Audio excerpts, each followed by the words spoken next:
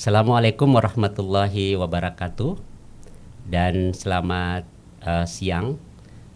Alhamdulillah hari ini kita kembali lagi dalam acara Public Space Discussion yang dilaksanakan oleh KLHS Center. Insyaallah pembahasan kita pada hari ini mengangkat tema tentang program bank sampah ya, khususnya yang ada di Kota Makassar. Dan pada kesempatan ini kami menghadirkan narasumber yang menjadi bagian ya dari sejarah perkembangan bank sampah di Kota Makassar, yaitu Pak Saharudin Ridwan. Mungkin kita sapa dulu Pak Saharudin Ridwan. Ya. Assalamualaikum warahmatullahi wabarakatuh. Ya, Pak. Waalaikumsalam warahmatullahi wabarakatuh. Sehat Pak ya? Alhamdulillah sehat luar biasa. Alhamdulillah. Ya. Di tengah hujan-hujan ya Kota Makassar. Ya. Alhamdulillah bisa menyempatkan hadir di studio kami. Alhamdulillah. Ya, beliau adalah ketua Yayasan Peduli Negeri. Jadi teman-teman yang aktif di persampahan ya, khususnya misalnya pengurangan dan penanganan sampah, itu pasti tidak asing dengan beliau dan pasti akan mengenal dan bertemu beliau. Jadi saya juga Pak Sahar ini sering membaca nama Bapak, ya. Kebetulan saya lagi penelitian S3, fokus penelitian saya terkait persampahan. Saya membaca beberapa artikel persampahan terkait bank sampah di Kota Makassar, pasti selalu menyebut nama Pak Saharudin. Dan saya baru bertemu pertama kali ini Pak. Ya, alhamdulillah. Pada kesempatan ini mungkin ada sejumlah pertanyaan Pak yang ingin saya diskusikan secara langsung ya, kaitannya dengan program bank sampah di Kota Makassar ini. Mungkin bank sampah di Kota Makassar ini sudah sejak lama Pak ya? Sejak tahun berapa itu Pak untuk bank sampah? Ya, kalau program YPN sendiri yang kita lakukan sejak 2008 kita jalan. Pas 2010, 2009, 2010 ada program bank sampah, itu menjadi bagian yang kita lakukan juga kegiatan di masyarakat. Nah, mungkin bisa dicerita sedikit kan Pak Sahar ini adalah inisiator awal Pak ya, kalau dalam banyak tulisan itu disebutkan yang memulai pengembangan bank sampah di Kota Makassar. Mungkin bisa diceritakan sedikit kronologinya itu bagaimana memulai sebagai inisiator itu Pak. Terima kasih. Dalam perjalanan hidup saya sebetulnya saya selalu berkeinginan selalu memulai sesuatu itu dari yang pertama. Jadi kalau orang belum melakukan, saya harus melakukan dulu yang pertama. Yang namanya memulai itu Pak bukan persoalan mudah sebetulnya, karena ketika kita memulai maka pekerjaan selanjutnya adalah bagaimana meyakinkan. Meyakinkan pemerintah, meyakinkan masyarakat. Nah, 2008 ya, saya membuat sebuah lembaga yayasan namanya Yayasan Peduli Negeri. Kenapa? Karena saya mengatakan bahwa banyaknya persoalan-persoalan lingkungan, banyaknya persoalan-persoalan sosial kemasyarakatan terjadi karena kurangnya kepedulian. Nah, YPN atau Yayasan Peduli Negeri hadir waktu itu. Salah satu kegiatan awal sebelum muncul bank sampah adalah bagaimana meningkatkan partisipasi masyarakat dalam pengolahan sampah. Karena biasanya selalu masyarakat menyatakan bahwa urusan sampah itu adalah urusan daripada pemerintah karena dia bayar retribusi. Padahal kalau kita bicara di kitab utamanya orang lingkungan adalah Undang-Undang 18 tahun 2008, di situ kan diatur ada hak dan kewajiban pemerintah, ada hak dan kewajiban masyarakat seperti itu. Di mana kewajiban masyarakat itu adalah bagaimana mengelola sampahnya dari sumber. Pertanyaannya kemudian, untuk melakukan pengolahan sampah kan tidak mudah, harus ada ilmunya. Sementara pendidikan lingkungan hidup kita kan kurang. Sehingga 2008 kita mulai pembelajaran masyarakat, kemudian sudah kita lakukan pendampingan dan segala macam. 2009 waktu itu muncul ide bank sampah ya dari Pak Bambang Suarda di Desa Badegan Bantul ya. Kemudian kita juga mulai melihat seperti apa sih bank sampah itu. Apakah itu bak sampah ataukah apa? Ternyata bank sampah itu adalah sistem pengelolaan sampah yang sistematis, tercatat, terukur, dan sampah anorganik. Nah, begitu awal mulanya kita ini, tetapi Saya belum memahami betul itu bank sampah sehingga tahun 2011 saya hadir di Jogja mengikuti kegiatan pertemuan pertama bank sampah se-Indonesia. Disitulah saya ketemu namanya Pak Bambang Surda, saya ke Badegan Bantul, lihat di sana, oh ternyata inilah yang disebut dengan bank sampah. Sebulan dari sana 2011 itu baru kami kembangkan betul-betul bagaimana itu bank sampah di Makassar. Berarti bank sampah itu sebenarnya pada aspek manajemennya fokusnya Pak ya, bagaimana memanage kepedulian masyarakat untuk mengelola sampah. Nah, dalam perjalanannya pengelolaan mengimplementasikan program bank sampah ini kan tentu sejak 2008 tadi cerita sampai sekarang itu kan sudah banyak suka dukanya betul. Nah, mungkin bisa dicerita sedikit manisnya sama dukanya begitu ya, kaitannya dengan terlibat dalam bank sampah ini. Sebagai NGO atau LSM, posisi kita kan berada di tengah-tengah. Maksudnya posisi di tengah ini tentu kita harus mengikuti apa yang menjadi kepentingan pemerintah. Kepentingan pemerintah dalam pengelolaan sampah kan dua sebetulnya. Bagaimana program pengurangan dengan bagaimana penanganannya. Pengurangan itu pembatasan, daur ulang, guna ulang. Kalau penanganan, nah itu mulai dari pewadahan, pengangkutan, pengolahan sampahnya sampai kepada pemrosesan akhir. Ada kepentingan pemerintah apa itu? Berapa persen pengurangan, berapa persen penanganan, berapa reduksinya. Nah, masyarakat apa yang menjadi kebutuhan masyarakat itu yang kita bantu. Sehingga kita menjadi penyambung sebetulnya. Kadang-kadang kan tidak nyambung di sini. Nah, memang suka duka yang kita alami sebetulnya lebih banyak sukanya kalau saya lihat. Oh gitu ya, lebih banyak suka. Iya, karena kenapa? Saya merasa bahwa memang banyak hambatan, tapi hambatan itu kita jadikan sebagai pendidikan dalam tanda petik bagi kita, bahwa itu adalah modal. Karena kalau ada persoalan berarti ada keinginan kita untuk memperbaiki itu. Nah, itu adalah modal. Karena kalau bagus semua kan tidak ada modal kita untuk memperbaiki, sudah bagus Nah, memang kesulitan kita di dalam pengolahan sampah itu karena pendidikan lingkungan hidup di masyarakat itu, apalagi di sekolah itu kan tidak ada sama sekali. Contoh misalnya di Kota Makassar itu ada Perda nomor 4 tahun 2011 tentang pengelolaan sampah. Di situ yang dilihat oleh pemerintah dan masyarakat, khususnya masyarakat, itu hanya di pasal 30-34. Apa itu? Sanksi. Kalau buang sampah didenda 5 juta, kurungan 6 bulan. Kan begitu? Nah, padahal dia tidak lihat pasal 1 sampai. Apa di situ? Bagaimana harus disosialisasikan apa itu sampah, apa itu pemilihan sampah, kenapa sampah tidak boleh dibakar, kenapa pentingnya mengelola sampah dengan baik. Itu yang tidak ada. Itu yang tidak ada. Sehingga saya pernah ada cerita Pak malah. Ada satu di Poter Jadi namanya di Kecamatan Ujung Tanah, ada di situ RW yang pasang surut itu. Jadi waktu saya ke sana pertama belum Pak bicara waktu itu, ada bapak-bapak berdiri Pak.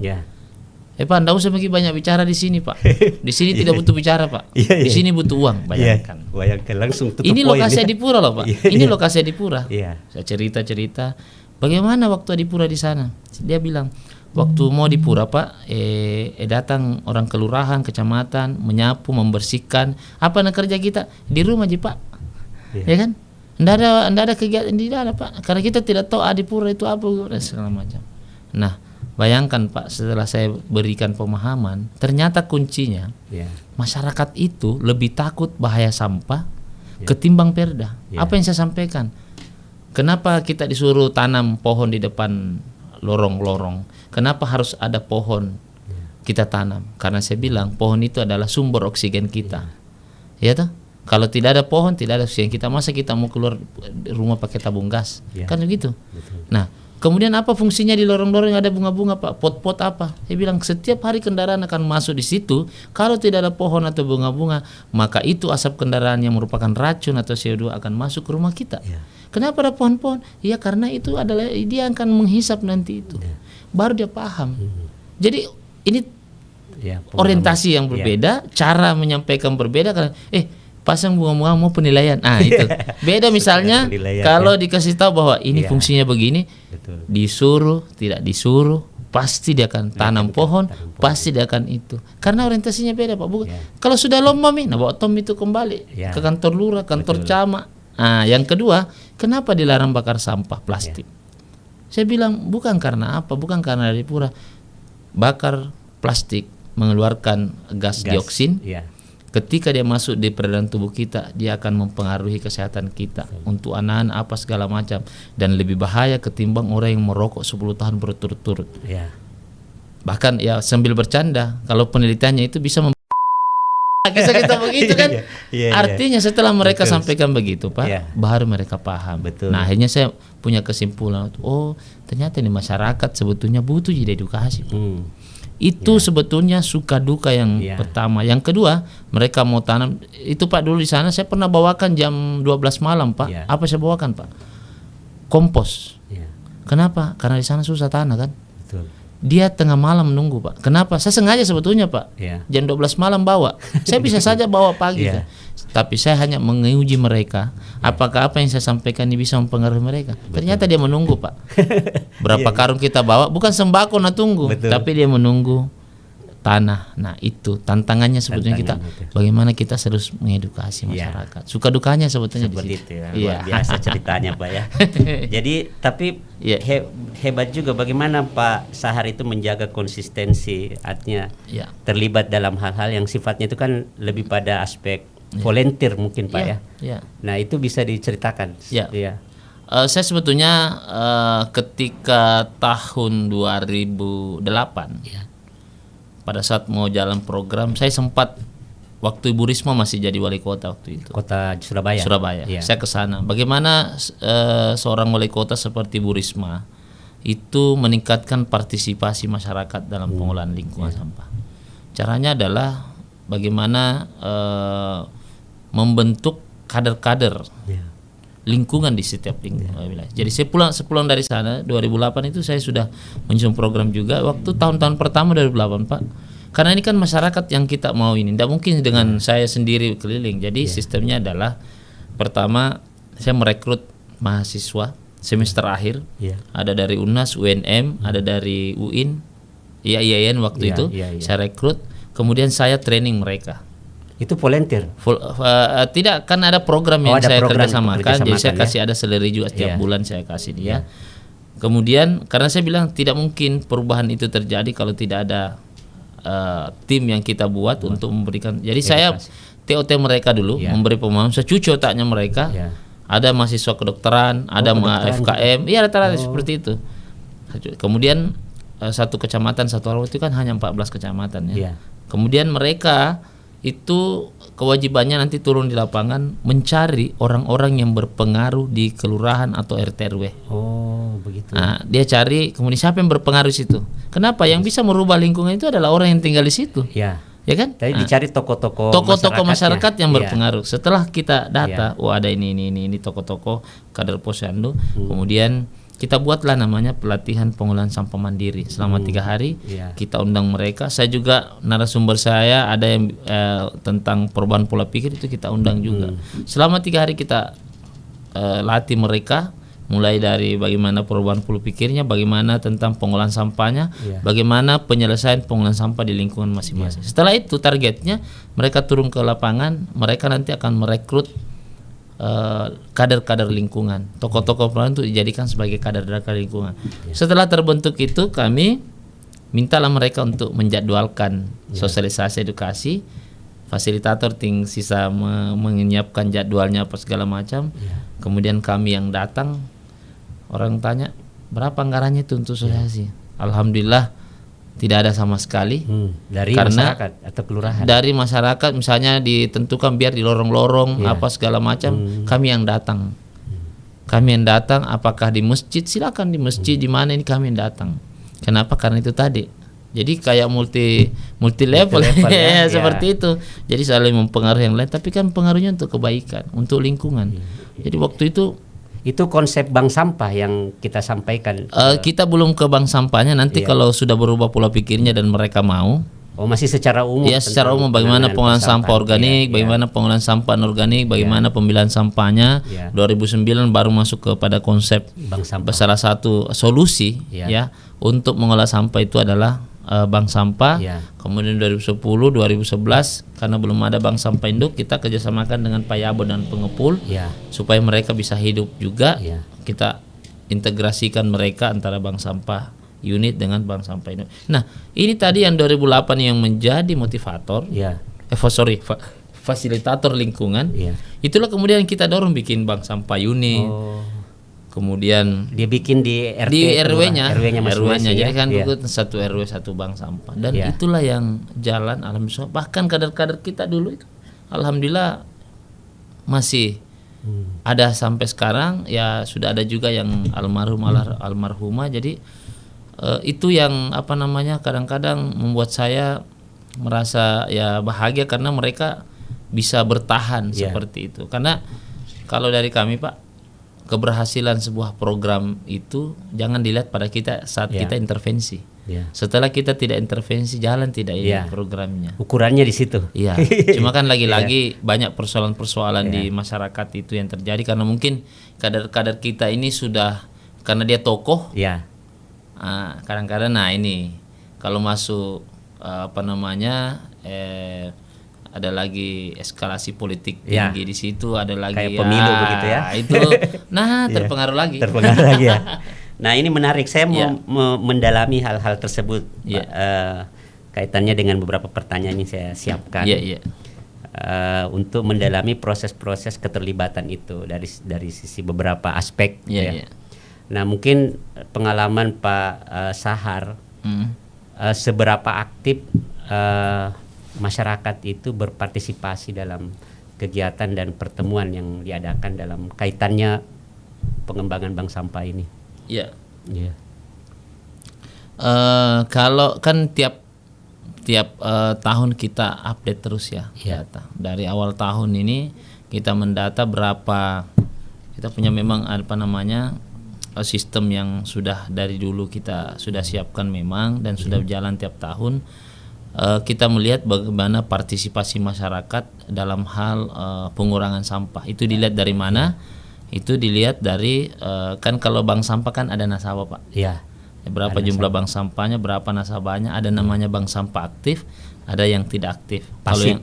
Kalau yang pasif itu maksudnya ada nama bank sampahnya tapi karena tidak pernah menimbang dalam 1 bulan maka kita anggap tidak aktif di pasif menimbang seperti 1 bulan. Nah, tapi kalau dalam 1 tahun biar 1 kali menimbang 1 bulan atau 2 kali 1 bulan menimbang ya tetap kita anggap aktif karena ketika diaktif ada penimbangan berarti kan ada reduksi sampah. Betul.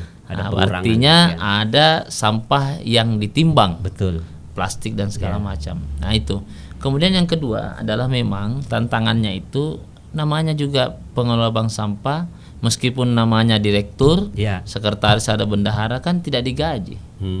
Nah biasanya di situ banyak manajemen tusuk sate dari ini karena memang kita tidak bisa serta merta bahwa wajib ada kepengurusan ini karena yang terlibat di situ adalah hanya orang-orang yang peduli.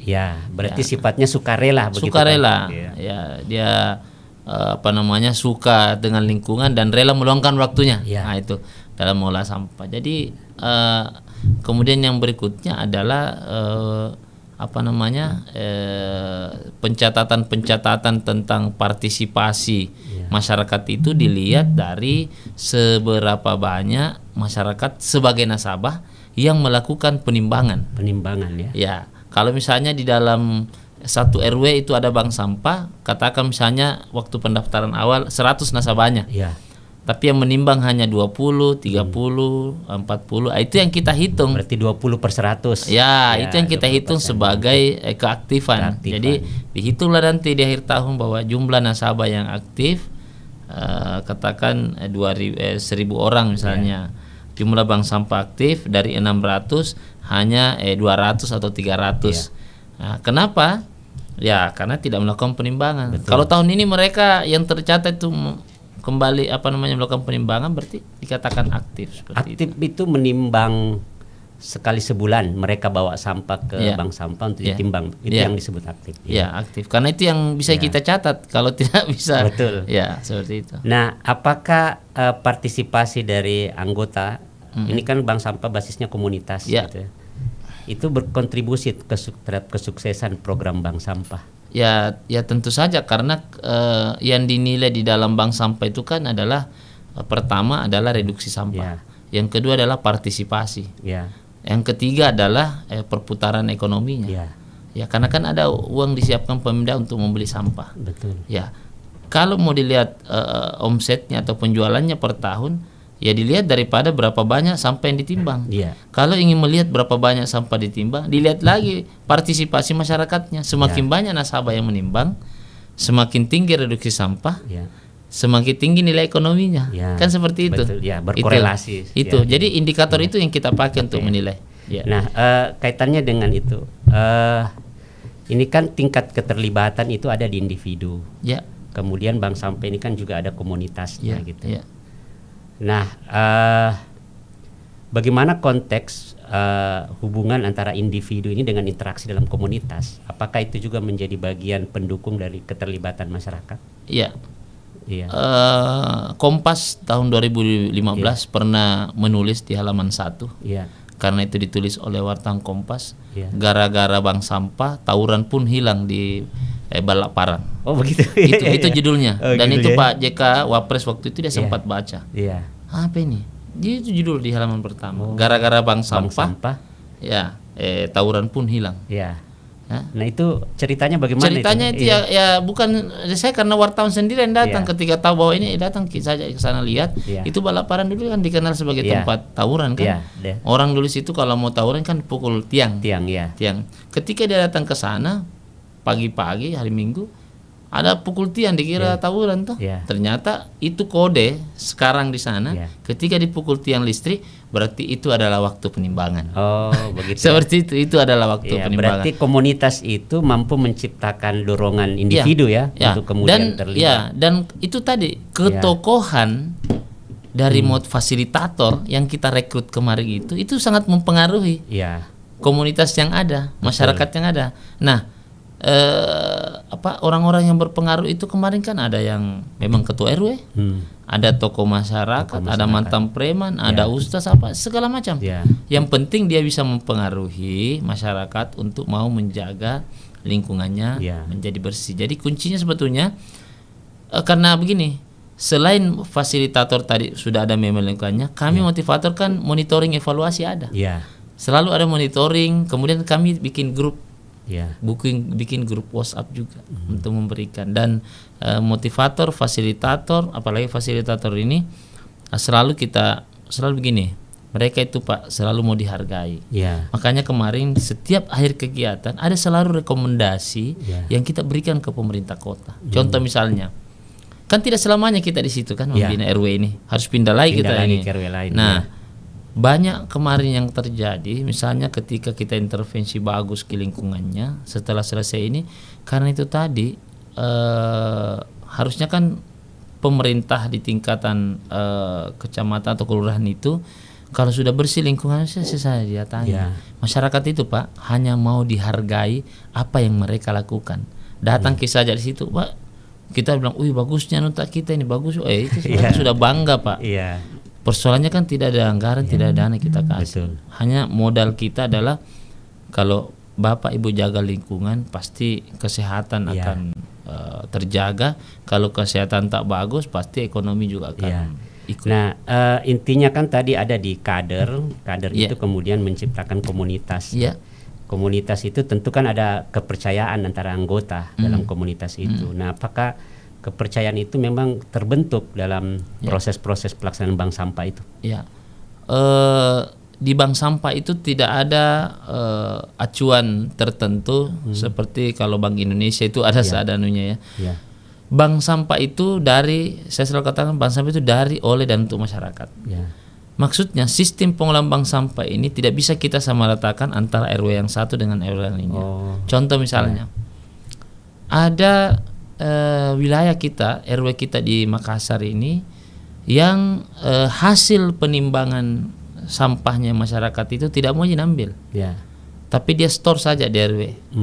Ya, ketika nanti ada kegiatan Agustusan, jambi kok lagi Ya. tarik-tarik masyarakat kumpul dana itu pakai saja gitu. dipakai. Ada yang begitu. Iya. Kemudian yang berikutnya ada juga pengelola bank sampah karena kan dia ada pengurusnya. Iya. Ada juga yang mau bagi hasil setiap keuntungan penjualan Langsung diberikan. Ya. seperti itu. Ada juga yang tidak mau itu disimpan saja. Nah itu macam-macam. Nah makanya kita serahkan sepenuhnya kewenangan itu ke mereka, Pak. Ya. Karena kalau kita mau atur beda-beda. Ya, betul. Beda-beda. Misalnya kalau kawasan masyarakat menengah ke bawah dan menengah ke atas pasti beda. Ya. Ada yang mau hanya pokoknya saja, yang tidak mau ambil uangnya. Ya. Ya toh? Nah, jadi kita serahkan ke ke masyarakat. Ada juga sistem misalnya tidak mau dengan uang tapi dengan barang. Ya, Belikan buku. saja mie instan Buku ke instan. buku ke Iya. apa. Ada malah di balaparan sampah tukar es krim. Ada juga sampah tukar beras dulu kan, sampah dengan minyak goreng. Bank sampah di balai kota malah pengurus bank sampah balai kotanya di kantor wali kota itu disiapkan minyak goreng, Indomie, es krim apa semua ada semua di situ. Nah, apakah di dalam komunitas bank sampah itu ada berbagi ide atau pengalaman Pak antara anggota itu yang menyebabkan satu anggota itu menceritakan pengalamannya, hanya itu menarik orang yang lain untuk ikut begitu? Justru pengalaman-pengalaman dari masyarakat itu yang kami jadikan acuan juga. Artinya sebelum kami memberikan masukan soal pengolahan sampah di wilayahnya, kita menampung dulu, menampung masukan dari mereka seperti apa yang keinginan mereka. Yang berikutnya adalah memang komunikasi antara direktur bank sampah dengan anggota-anggotanya itu penting, karena ya banyak juga bank sampah itu awalnya bernilai sosial, tapi ketika dia lihat ada uangnya, kadang-kadang itu yang memecah belah. Oh begitu, justru sumber, ada juga. Itu ya? Makanya gini Pak, ada satu penelitian dulu, 2015 di 5 kota diadakan. Salah satu pertanyaannya adalah kenapa masyarakat mau buat bank sampah?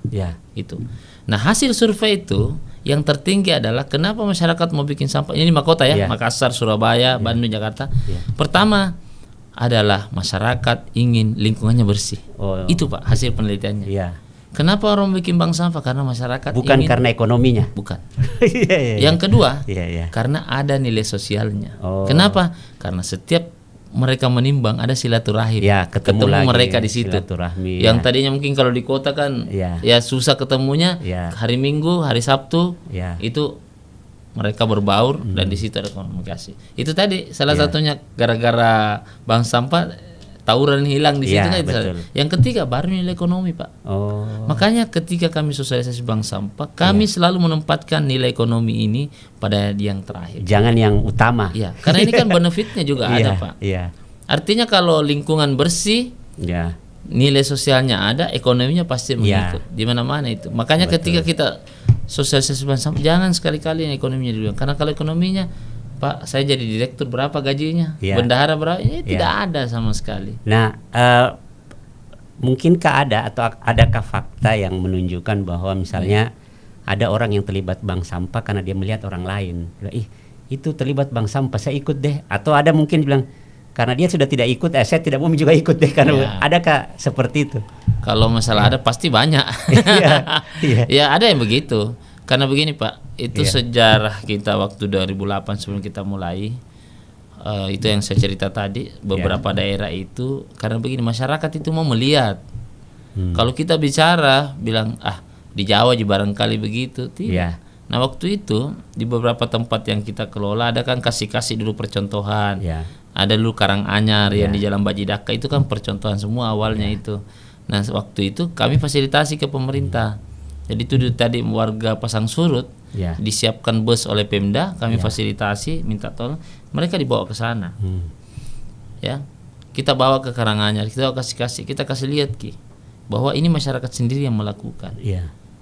Nah setelah itu pulang kita jadi provokator, memprovokasi mereka bahwa mereka juga mampu, mereka juga bisa.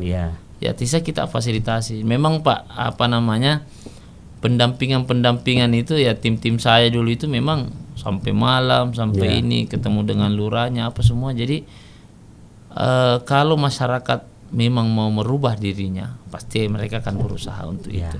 Nah, ketika itu tadi yang kita sampaikan itu biasanya kalau sudah tahun-tahun politik itu berbeda pilihan, berbeda ini kadang-kadang masuk, Pak. Berarti itu mempengaruhi juga ya. Sangat mempengaruhi, sangat mempengaruhi. Trust, kepercayaan dalam program Bank Sampah.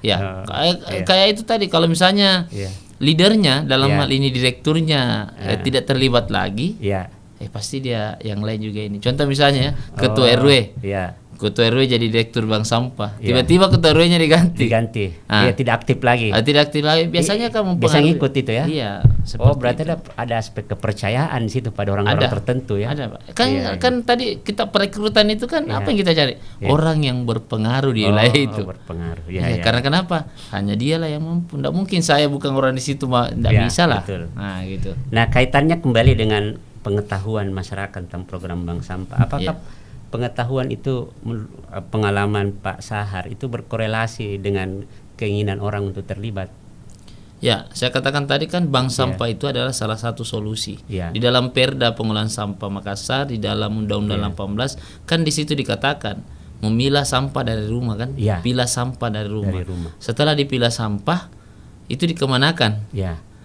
Toh diangkut juga nanti tidak terpisah.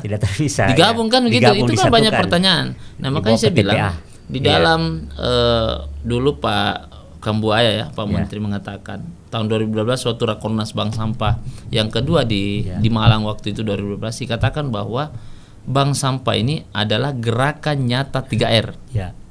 Kenapa gerakan nyata 3R? Karena disitulah implementasi daripada pemilihan sampah. Sampah anorganik kalau di Makassar kan 41 jenis sampah anorganik itu dibelikan. Sampah dipilah. Setelah dipilah kan ada bank sampah. Dibeli, dihargai. Nah, kemudian setelah dibeli kan dibawa ke ini. Nah, itu konsepnya yang ada di dalam implementasi yang ada di dalam Perda tadi. Bahwa dipilah sampah. Kan kalau dipilah sampah dibawa ke ke mobil sampah, disatukan lagi di situ, pasti masyarakat. Nah, bagaimana di sini dikatakan dipilah? Yang berikutnya adalah yang menarik waktu itu adalah kelembagaan. Itu kelembagaannya, makanya kita bentuklah. Kita mendorong pemerintah bikin kelembagaan bank sampah induk. Bank sampah induk. Nah, menurut pengalaman Pak Sahar, masyarakat itu terdorong untuk bergabung dalam program sampah itu yang paling dominan apa, faktor apa kira-kira? Kalau awal-awalnya kita memang ini karena ingin lingkungannya bersih. Itu juga. Berarti ada hubungannya dengan pengetahuan itu, keinginan tadi. Kan memang kalau waktu tahun-tahun pertama, kedua, ketiga itu kan kami harus cari cara bagaimana ini bisa mempengaruhi kebijakan pemerintah. Ya kan? Jadi salah satu keinginan besar kita adalah bagaimana program-program ini bisa mempengaruhi kegiatan pemerintah. Sekarang Pak, yang berubah, dulu kalau kami kan hanya yang merekrut itu motivator. Ini sudah 2 tahun sudah dianggarkan di pemerintah. Jadi pemerintah itu juga sudah merekrut motivator. Ini di luar kami ya. Kalau kami tetap ada motivator juga YPN. Tapi di pemerintah dia juga merekrut motivator, motivator satu orang. Dan yang masuk di dalam motivator adalah direktur bank sampah. Bahkan dulu Pak, yang waktu 2008 sampai ini semua motivator kita yang kami anggap berprestasi dan fasilitator kita yang dianggap berprestasi, kasih kami rekomendasi untuk diberikan penghargaan PIN emas oleh pemerintah kota. Nah, tentu tadi pengetahuan itu akan merubah sikap masyarakat tentu. Dalam mendahului dalam kehidupan sehari-hari, dan itu ada faktanya seperti itu Pak ya, dengan adanya motivator itu yang tadi mendelivery pengetahuan itu. Kemudian tentu kan ada kendala dan hambatan dalam mendorong pelibatan masyarakat itu. Nah, itu hambatan dan kendala utama yang paling utama ketika kita sudah memberikan pengetahuan, mengajak tapi itu tidak terlibat, itu apa Pak?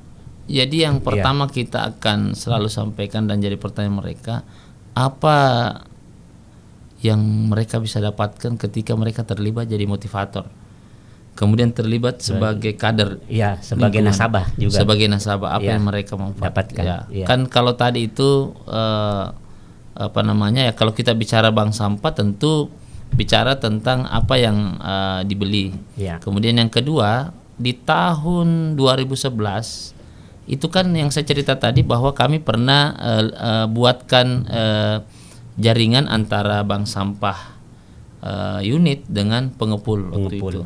Itu hanya jalan 6 bulan. Ya. Kenapa jalan 6 bulan? Banyak bank sampah kami mengeluh waktu itu ke kami bahwa kerjasama mereka dengan pengepul itu kurang bagus. Ya. Kenapa kurang bagus? Misalnya kalau plastik lagi turun dia tidak mau jemput, Ki. Kertas tidak mau jemput. Nah, kembali ke kita, Pak, bagaimana ini? Sampah kita menumpuk lagi, tidak dibeli oleh pengepul. Kenapa harganya turun? Dan memang waktu itu kan belum ada bank sampah induk. Ya.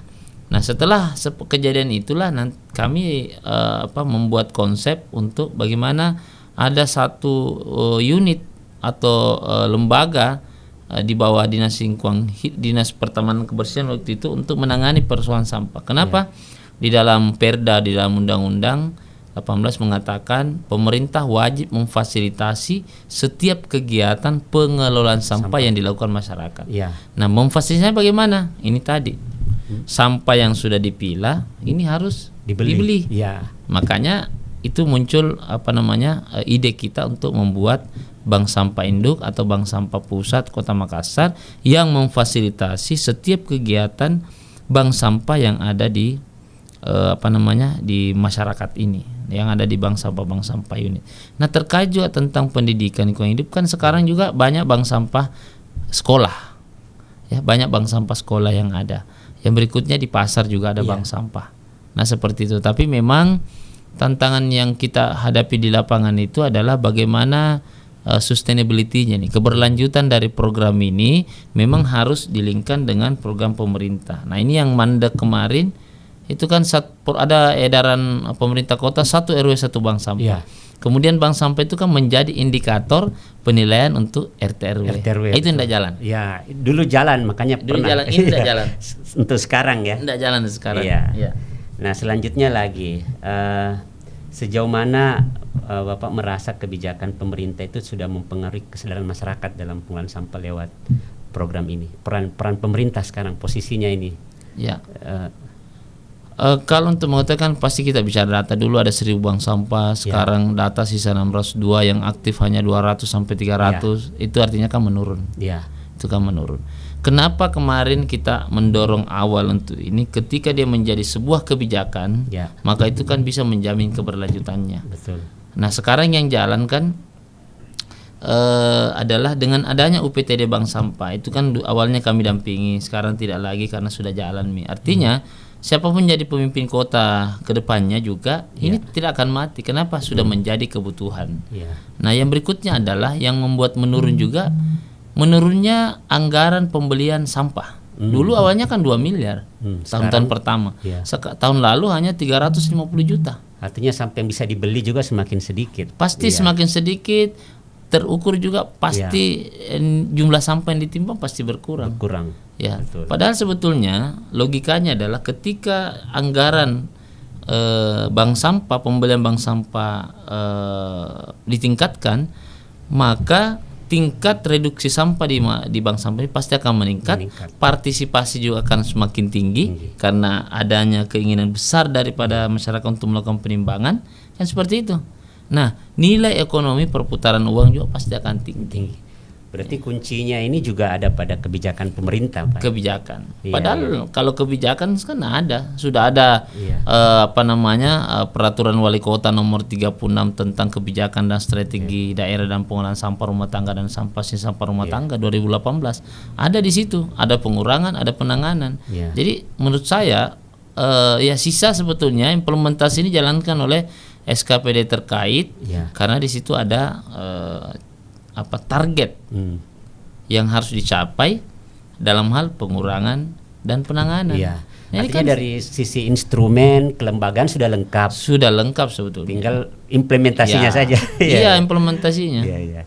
Nah, memang faktanya hari ini dari hasil riset data kita memang menurun Ya. keterlibatan keaktifan masyarakat bank sampah. Nah, inilah dalam konteks penelitian ini kita mencoba bagaimana bisa meningkatkan kembali itu.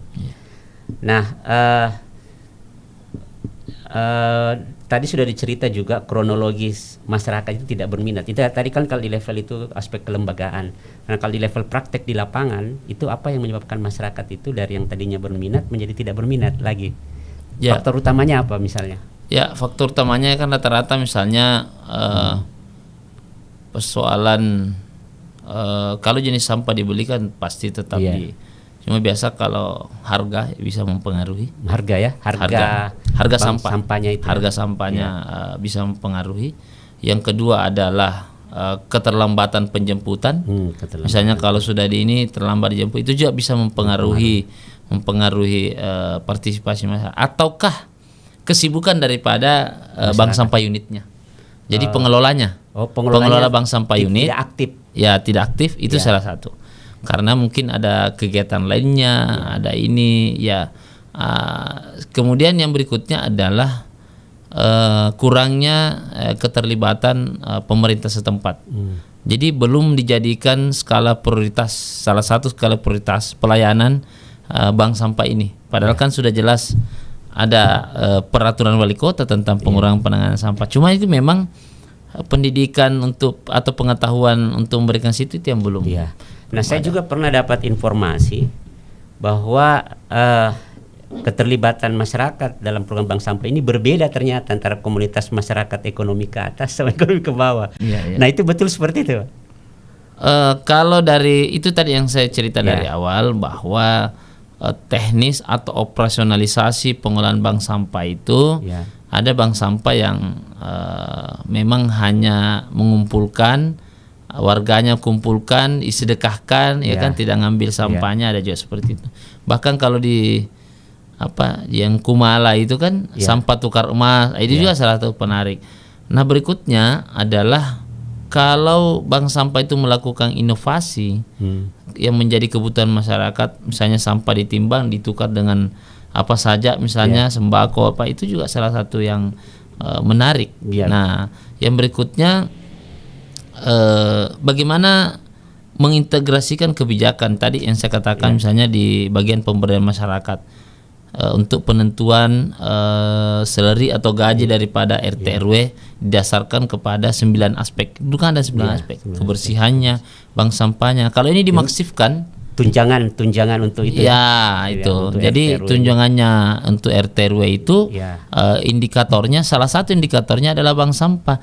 Dulu kan ada edarannya, cuma tidak jalan. Andaikan diimplementasikan dengan baik ini, itu pasti bisa partisipasi jalan. Meningkat. Ya, karena begini, saya bilang, saya sudah pernah sampaikan ke Pemkot juga bahwa satu indikator bank sampah saja yang dijadikan cuma, maka 7 indikator lainnya akan mengikut. Yang mana itu?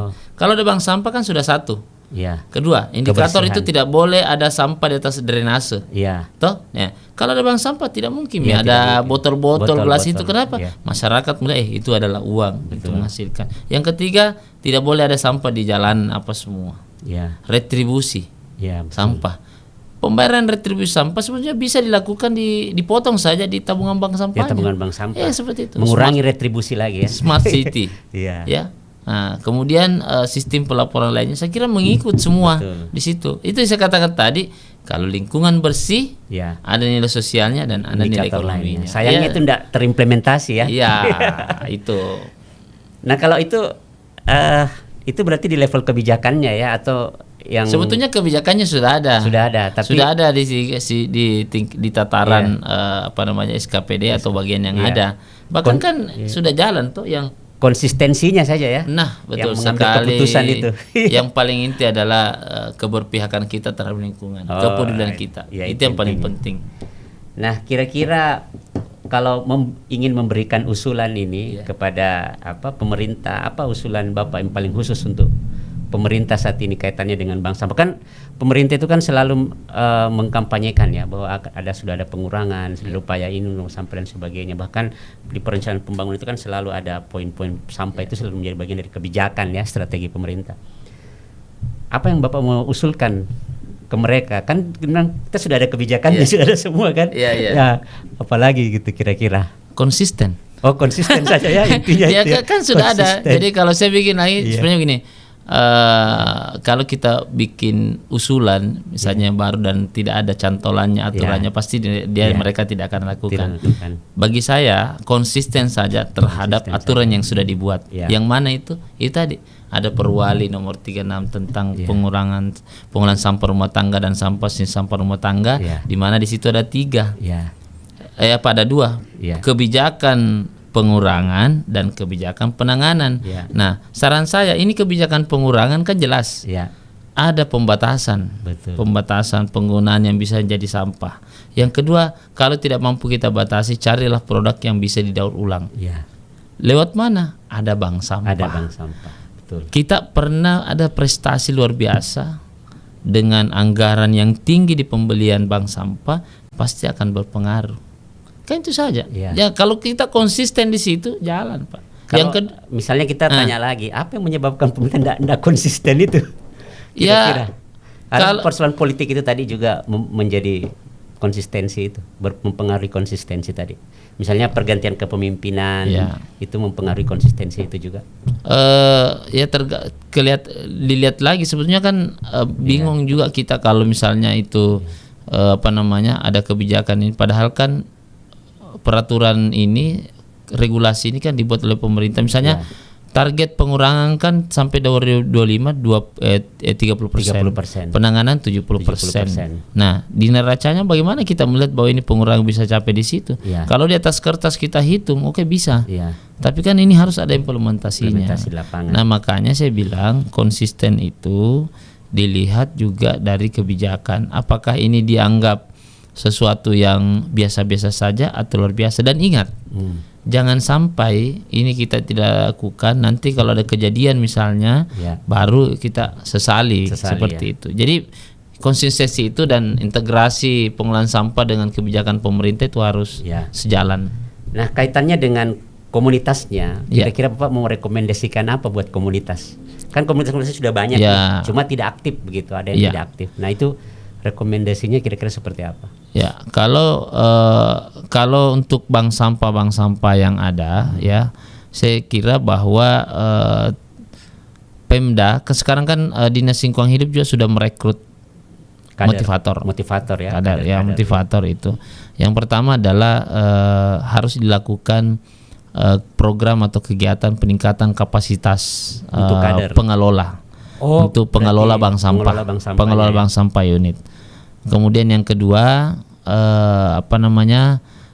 harus dilakukan lagi FGD untuk keterlibatan semua pihak, mulai dari bank sampah, pemerintah di tingkat RW, RT, kemudian kelurahan, kecamatan, untuk melihat lagi seperti apa, karena di dalam usulan-usulan kami sementara pembuatan rencana induk pengolahan sampah itu, pertama untuk menyelesaikan sampah itu kan jelas sekali dari sumber. Maka pemerintah kota, saran kita adalah bagaimana kan sudah ada survei tentang potensi sampah di masing-masing kecamatan.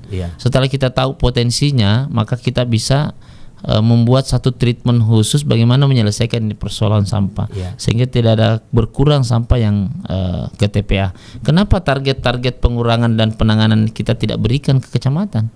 Misalnya tahun ini 30% pengurangan harus dilakukan oleh kecamatan A, B, dan C. Indikatornya apa? Itu tadi 3. Pembatasan, daur ulang, guna ulang. Itu saja yang dijadikan. Jadi saran saya, sudah ada regulasinya, sudah ada aturan yang ada, konsisten saya terhadap itu pasti bisa jalan. Nah, kaitannya dengan rekomendasi untuk bank sampah unit, bank sampah yang sudah ada itu apa yang harus dilakukan seharusnya di bank sampah unit? Ya, itu tadi saya katakan bahwa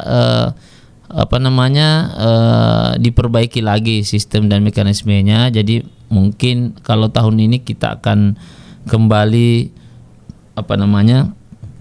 melakukan kegiatan pendampingan. Yang pertama adalah harus dilakukan peningkatan kapasitas lagi kepada pengelola bank sampah, karena ada bank sampah yang baru.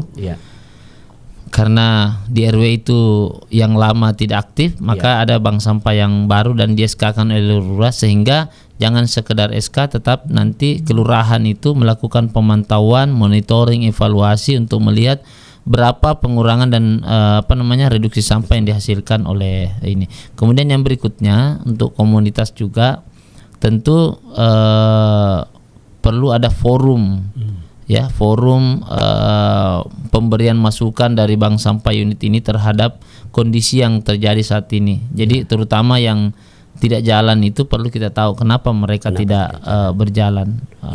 Nah, saya kini kan punya pengalaman ya di Kota Makassar ini. Kalau kami yang tinggal di kompleks itu memang saya juga punya pengetahuan, misalnya memilah sampah, punya keinginan juga. Tapi saya tidak melakukan. Karena gini, sampah di depan di depan rumah itu kita coba sediakan tempat sampah, nanti datang petugas ambil, cukup bayar 25.000 per bulan, langsung diangkut. Jadi hanya niat saya itu tidak sinkron dengan konteks kebijakan ini. Nah itu gimana itu? Tadinya saya sudah berniat gitu, tapi sudah punya pengetahuan juga, tapi tidak terjadi gitu konteksnya. Ya kalau itu yang terjadi, kan itu saya bilang tadi bahwa tidak semua edaran dari pemerintah kota itu dilaksanakan oleh RT dan RW. Ya, betul. Pertama mungkin karena kesibukan mereka segala macam, sehingga ada konsep yang pernah dulu kita sarankan ke pemerintah kota dan pernah dijalankan oleh kecamatan. Itu kita ingin di setiap kecamatan itu ada namanya bank sampah sektoral. Ada lagi bank sampah sektoral. Bank sampah sektoral itu nasabah-nasabahnya adalah petugas-petugas kebersihan. Contoh misalnya tadi kita tidak ada bank sampah di wilayah tidak ada. Nah mungkin kita pilah saja, pilah sampah yang benar. Sama di kompleks saya itu tidak ada bank sampahnya. Tapi karena di situ ada ibu-ibu ya yang petugas kebersihan yang selalu menjual sampah itu, jadi saya tetap pilih sampah plastik yang bernilai. Kemudian memang saya sudah siapkan karung. Saya siapkan karung itu, jadi dia sudah tahu kalau ada itu dia. Tapi jangan sampai, kan saya juga pernah memilah Pak. Saya pilah di rumah, tapi nanti datang petugas sampah itu dia satukan lagi kembali. Ini kalau ini kan beda Ki, bukan petugas sampah yang kalau petugas sampah itu yang residu ambil, tapi ini yang bernilai ekonomis itu yang saya simpan khusus. Bukan juga di tempat sampah saya simpan. Karena kalau di tempat sampah pasti ngambil seperti itu sudah satukan. Mobil lagi. Meskipun ada yang terpisah seperti itu, saya selalu ingatkan misalnya tapi ini simpan di karungnya seperti itu. Atau kadang-kadang banyak koran di rumah segala macam saya bawa ke mobil, karena di lembaga saya kan ada bank sampah unitnya juga yang selalu menimbang. Nah itu kita timbang juga biasanya. Nah salah satu kan nilai ekonomi ini yang menjadi persoalan. Biasanya orang-orang menengah ekonomi ke atas itu selalu berpikir kalau persoalan ekonomi kan kecil itu kali bank sampah, dan mungkin istilahnya lebih besar usaha yang dia keluarkan ketimbang nilai ekonomi yang dia mau dapat. Nah itu seperti itu, bagaimana menyadarkan itu yang seperti itu Pak? Makanya kan saya bilang tadi, kalau sosialisasi itu jangan ekonominya duluan. Karena kalau ekonomi duluan pasti kurang kurang teredukasi lah masyarakat. Dan memang masyarakat itu tidak bisa 1-2 kali kita sampaikan, harus berkali-kali. Kedua, nanti dia lihat contoh. Nanti ada contoh begini, seperti itu. Itu sebetulnya yang banyak kami temui, banyak kami alami. Meskipun di beberapa tempat banyak juga yang mempertanyakan berapa sih kalau 1 kilo ditimbang. 1 kilo cuma 5.000. Seperti itu. Sudah setengah mati kumpul. Setengah mati kumpul. Kalau biasa begitu sampaikan, Pak, enggak apa-apa. Minimal nanti kalau ada sampah atas seperti itu kita sedekahkan saja. Hitung-hitung sebagai amal lah untuk kita, betul. Seperti itu. Nah ada juga Pak, ini kan program bank sampah ini kan juga diimplementasikan di sekolah ya. Tapi sebagian orang tua itu ada juga yang nolak karena nanti anaknya diajari jadi paya-boyamo gitu atau tanda kutip apakah. Nah itu ada kesan seperti itu, gimana itu Pak? Saya kira harusnya sekolah bisa menjelaskan dengan baik. Begini. Itulah kekurangan sekolah kita di Indonesia ya. Kalau di negara-negara maju itu kan, atau seperti katakan misalnya di di Korea ataukah di Jepang itu kan pendidikan lingkungan hidupnya kan mulai dari PAUD. Ya. Nah, kita kan tidak seperti itu. Nah, di sekolah ada kan PHBS, indikator PHBS. Ada 8 indikator PHBS. Salah satunya adalah pengolahan sampah. Nah, kekurangan kita adalah biasanya tentang lingkungan hanya terintegrasi dengan mata pelajaran. Tidak menjadi kurikulum, sehingga pelajarannya itu ya tidak menjadi prioritas. Nah, seperti itu. Betul, ada banyak orang tua ketika disampaikan seperti itu mereka kenapa anak saya nanti jadi pemulung apa? Padahal sebenarnya kan ini pendidikan. Pendidikan lingkungan hidup. Pendidikan lingkungan hidup. Dan di sekolah itu kan ada adiwiyata. Iya, adiwiyata sekolah. Nah, adiwiyata sekolah ini kan sudah lama. Kalau ada yang tidak jalan berarti ada kesalahan di sekolahnya. Kalau dia tidak jalan, kenapa? Karena hampir semua sekolah katakan di Makassar ini sudah pernah mendapat informasi disosialisasikan tentang sekolah adiwiyata. Sekolah yang berbudaya dan berwawasan lingkungan. Itu jelas sekali. Itu jelas sekali sebetulnya.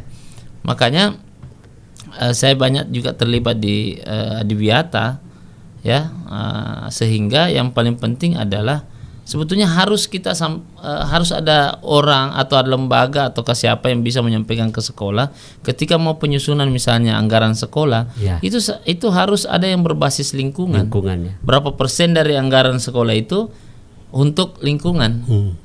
Nah, kalau paling penting adalah di sekolah itu ya dia menjadi salah satu atau muatan lokal lah tentang bagaimana pengolahan lingkungan hidup, bagaimana pengolahan sampah yang baik dan benar itu. Dan itu harus dipraktekkan.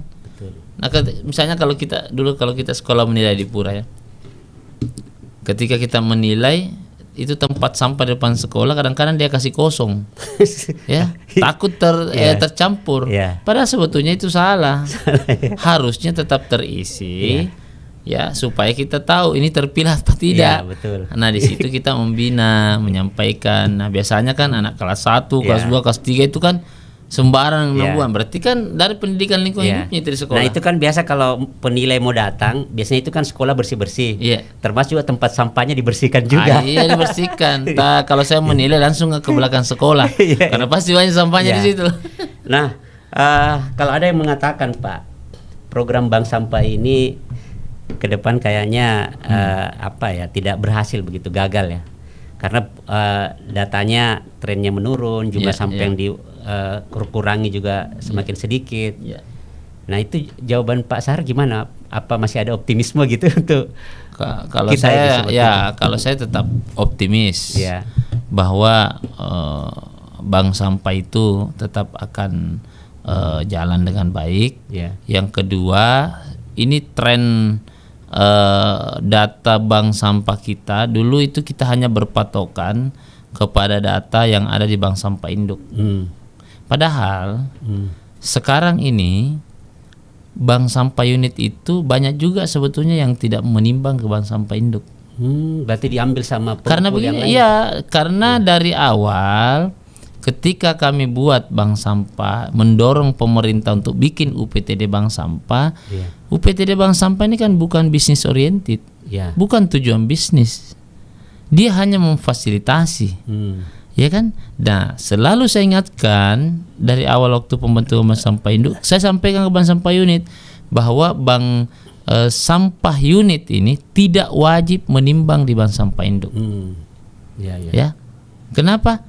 Siapa tahu nanti misalnya kertas ada harga lebih tinggi di tempat di lain, luar, silakan dijual. Tetapi kepentingan pemerintah di sini apa? Data, Ji. Nah, kadang-kadang itu mereka menimbang, dia tidak store datanya.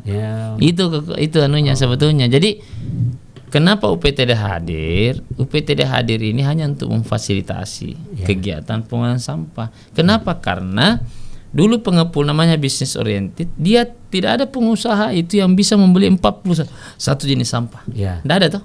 Bank sampah unit bisa. Bank sampah induk bisa dengan 41 jenis. Tapi kalau pengepul tidak ada. Nah, itu harus kita ini. Nah, tetapi ketika misalnya bank sampah unit dapat harga bagus jauh lebih tinggi daripada UPTD bank sampah pusat, tidak apa-apa, silakan jual di situ. Yang terpenting bagi pemerintah sebetulnya data, Ji. Kadang-kadang ini tidak di store, tidak disampaikan. bahwa ada data menimbang sampah.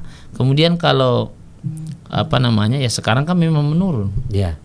Memang menurun Minat menimbang itu ya. Ya, apalagi kalau tahun politik sekarang ini, Ya. belum lagi nanti bulan 9, 10 lagi pilwalkot, pilkada lagi. Itu juga kadang-kadang mempengaruhi karena ternyata orang yang berpengaruh di lingkungan ini RT RW ini juga itu juga ikut juga terlibat organisasi-organisasi. Iya. Ternyata beda nasabah pilihannya dengan ketua lunya Bank Sampahnya ya. Iya. Nah, itu mempengaruhi itu juga. Ya. Tapi minimal ada optimisme itu Pak Sahar ya.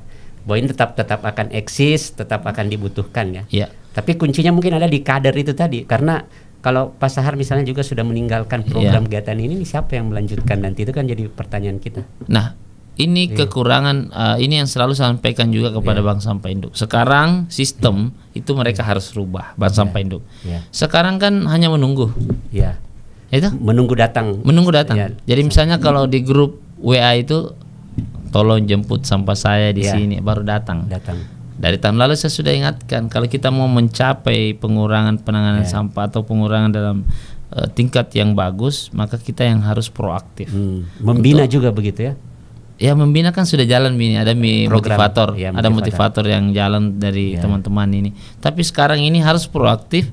Dia yang proaktif hubungi ini, kapan kita menimbang, kapan ini menimbang, Kak, itu. Oh, itu yang tidak ada juga. Itu yang harusnya dilakukan depan, karena tidak dilakukan sekarang. Kan itu tadi fungsinya memfasilitasi. Kalau pada ada mau ditimbang datang, Kak, kalau tidak datang hubungi. Seperti itu. Nah, harus dirubah sedikit mindsetnya, sistemnya seperti itu supaya nanti serapan sampah itu bisa ini. Kan beda kalau Pak Yabo pengepul, dia kan keliling toh. Iya, keliling. Dia yang proaktif toh, keliling. Kan dorongan ekonomi dia. Dorongan ekonominya ada. Itu yang membedakan. Nah, ini menarik Pak Sarya, diskusi kita sudah hampir sejam ini. Kita juga harus dibatasi waktu ini, dan cukup menarik apa diskusi, dan banyak hal-hal baru yang sebelum itu kami tidak pernah tahu dan tidak tertuliskan dalam literatur yang ada. Tapi alhamdulillah hari ini kita bisa mengeksplor dari Pak Sahar. Mungkin terakhir ada pesan-pesan Pak Sahar ini untuk program Bank Sampah seperti apa, dan teman-teman masyarakat juga pemerhati lingkungan yang bisa kita bagi pada kesempatan ini. Silakan Pak. Yang pertama, untuk membuat sebuah pengolahan sampah yang berkelanjutan, itu saya selalu bicara tentang 5 aspek. Yang pertama, regulasi. Jadi regulasi itu untuk memperkuat implementasi di lapangan nantinya. Ya, kalau sudah ada regulasinya, tentu harus dikuatkan dengan kelembagaan atau organisasi. Siapa yang akan melakukan kegiatan pengolahan sampah di lapangan itu harus jelas kelembagaannya. Mau di tingkat RT RW, kemudian kelurahan, kemudian kecamatan, di dalam Permen LHK nomor 14 tahun 2021 tentang pengolahan sampah dengan bank sampah, melalui bank sampah, itu sudah sangat jelas sekali bahwa keterlibatan semua stakeholder pihak untuk melakukan pengolahan sampah terbuka secara umum, bukan hanya UPTD untuk induknya, tapi swasta juga bisa membentuk kelembagaan. Yang ketiga adalah tentu anggaran. Bayangkan anggaran ini sangat besar akan keluar kalau kita tidak kelola sampah dengan baik. Sehingga di bank sampah ini ya harus dikembalikan bagaimana sistem pengelolaannya dengan baik, dengan menambah atau mengembalikan anggaran yang sebelumnya, karena ketika ada anggaran yang lebih besar lagi untuk membeli sampah di masyarakat, saya kira masyarakat juga bisa terberdayakan, reduksi sampah bisa tinggi, perputaran ekonomi dalam pengolahan bank sampah sudah jalan. Kemudian yang yang ketiga adalah pembiayaan tadi. Ya, kedua tadi kelembagaan, pembiayaan, ya. Kemudian yang ketiga adalah pemberdayaan masyarakat. Ini paling penting. Tadi kalau rendah partisipasi, ya salah satunya adalah bagaimana meningkatkan partisipasi masyarakat dengan melakukan kegiatan-kegiatan kepada masyarakat. Salah satunya juga adalah bagaimana peran media, kemudian peranan dunia pendidikan untuk bagaimana sosialisasi edukasi itu bisa ke masyarakat kampus, dunia kampus juga turun ya, KKN apa itu semua bisa menjadi salah satu upaya untuk mengembalikan kebesaran bank sampah sebelumnya. Yang kelima adalah teknis teknologis. Ya, teknisnya, kemudian teknologi mungkin ada yang digunakan untuk bagaimana meningkatkan pengelolaan bank sampah. Saya kira itu yang yang dilakukan. Yang terakhir adalah ketika kita berbicara tentang sampah, kita tidak berbicara tentang tinggi rendahnya pendidikan seseorang, kaya atau miskinnya seseorang, tapi kita bicara tentang kepedulian. Dan inilah yang dilakukan oleh lembaga kami, Yayasan Peduli Negeri. Ya, alhamdulillah. Terima kasih Pak Sahar. Bincang-bincang dan diskusi kita hari ini menarik sekali, teman-teman, apa yang kita diskusikan tadi, dan ini menjadi persoalan utama kita, dan di mana saja kita akan selalu berhadapan dengan masalah sampah. Tapi sebagaimana pesan Pak Sahar tadi, kuncinya ada di kepedulian, itu ya. Minimal diskusi kita hari ini bisa membangkitkan kepedulian itu, dan bisa menjadi nilai-nilai baik yang kita sampaikan ke berbagai pihak. Demikian diskusi kita pada hari ini, mudah-mudahan bermanfaat. Sampai ketemu di kesempatan dan waktu yang lain lagi. Assalamualaikum warahmatullahi wabarakatuh. Ya, makasih Pak Sahar.